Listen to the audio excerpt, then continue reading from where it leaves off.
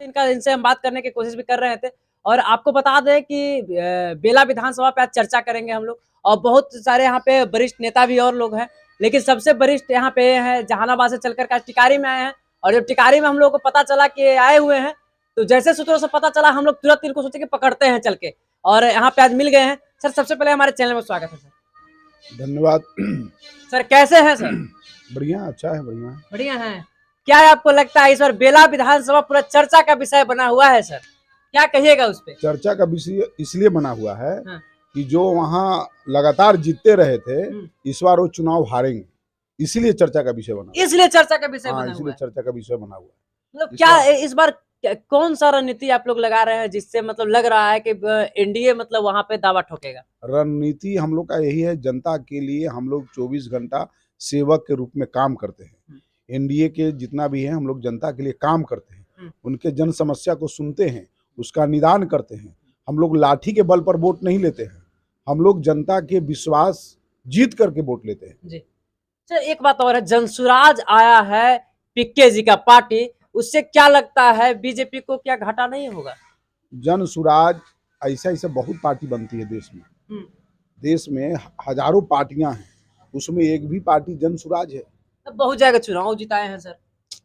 छोड़िए ना, अरे हम लोग देखे हैं, प्रफुल्ल महंत को भी देखे हैं जी, ठीक है, केजरीवाल को भी देख रहे हैं, ठीक है, जिनका अभी खत्म। तो ऐसे एक आता है, एक हवा में आता है, लोग अपना फिर चला जाता है। इस सब का कोई वजूद इन लोगों का कोई ये नहीं है। लोग हैं, आए हैं अभी। आज सूत्रों से पता चला है कि उनका कहना है कि यहाँ वो दोनों के हम पत्ता साफ कर देंगे, न यहाँ आरजेडी रहेगा और न यहाँ एनडीए रहेगा, जब रहेगा तो जनसुराज यहाँ चलेगा। लोकतंत्र में ऐसा होता है क्या? कि लोकतंत्र में ऐसा होता है, जिसको लोकतंत्र पर भरोसा और विश्वास नहीं है, जिनको राजनीतिक का खरा नहीं मालूम, वही कहते हैं कि हम ही रहेंगे तो सब खत्म हो जाएगा। ऐसा होता है। तो एक बात और है सर, जैसे वहां दबदबा बना हुआ है सुरेंद्र प्रसाद यादव को बहुत शुरू से ही, और उनका बेटा भी अब दावा ठोक रहे हैं कि अब यहाँ से हम बनेंगे, और जनता का भी विश्वास है कि हो सकता है कि बन जाए। लेकिन कैसे जनता को विश्वास दिलाइएगा कि हम वापस फिर उनको हटा करके हम लोग आ रहे हैं? सबसे पहला, लोकतंत्र पर जिसको भरोसा और विश्वास है, जिसको जनता पर भरोसा और विश्वास है, वो ऐसा शब्द कभी नहीं कहेगा कि ये मेरा पुश्तैनी है। लोकतंत्र में किसी का पुश्तैनी नहीं होता है। लोकतंत्र में मालिक जनता होती है, और जनता जिसे वोट देकर के जिताएगी वही विजय होता है। बेला विधानसभा के जनता से क्या संदेश दीजिए रहेगा आपको? बेला विधानसभा की जनता इनके कार्यकलाप में काफी त्रस्त रहे हैं, डरे हुए हैं, सहमे रहे हैं।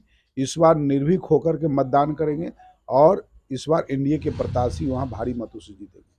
ठीक है, सर से बात करें, थोड़ा और लोग हैं, इन लोग से भी बात कर ले। सर सबसे पहले सर चैनल में स्वागत है सर। धन्यवाद। अपना परिचय भी थोड़ा सा बता दीजिएगा सर। शंभू केसरी, प्रदेश प्रभारी लघु उद्योग प्रकोष्ठ, भारतीय जनता पार्टी। देखिए, इनसे हम इसलिए परिचय बतवाए, जैसे और बताते हैं, इनका घर यही हुआ और इन्हीं का दरवाजा पे आकर के अभी बैठे हुए हैं।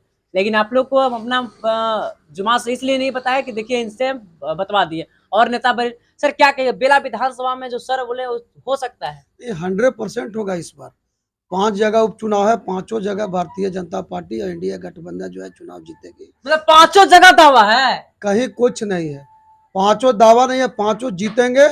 और बहुमत के साथ, हम लोग अच्छी बहुमत के साथ जीतेंगे।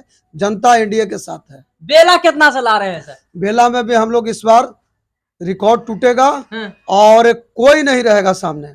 कोई सामने नहीं रहेगा? नहीं, इस बार 35 साल का जो वहाँ पे लोगों का आतंक है, और लोग विकास से बाधित रहा है, वो आतंक और विकास जो बाधित रहा है, उसके विरोध में वहां पर वोट होगा, और इस बार एनडीए जीतेगी।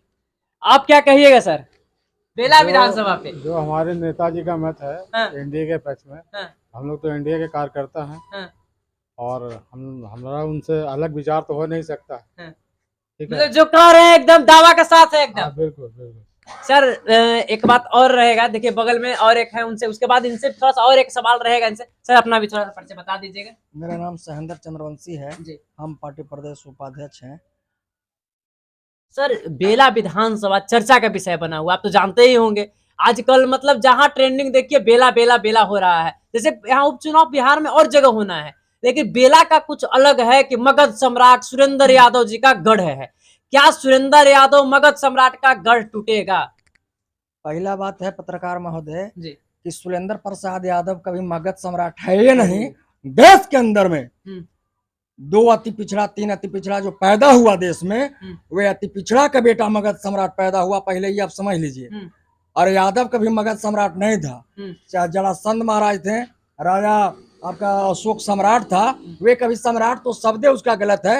और इस बार आप जो बोल रहे हैं, जो बेला का जो चुनाव होगा, वे 35 साल जो आप बता रहे हैं कि लगातार बेला में सुरेंद्र प्रसाद यादव जंगल के जो राज कर रहा है, तो जंगल राज आने वाला नहीं है।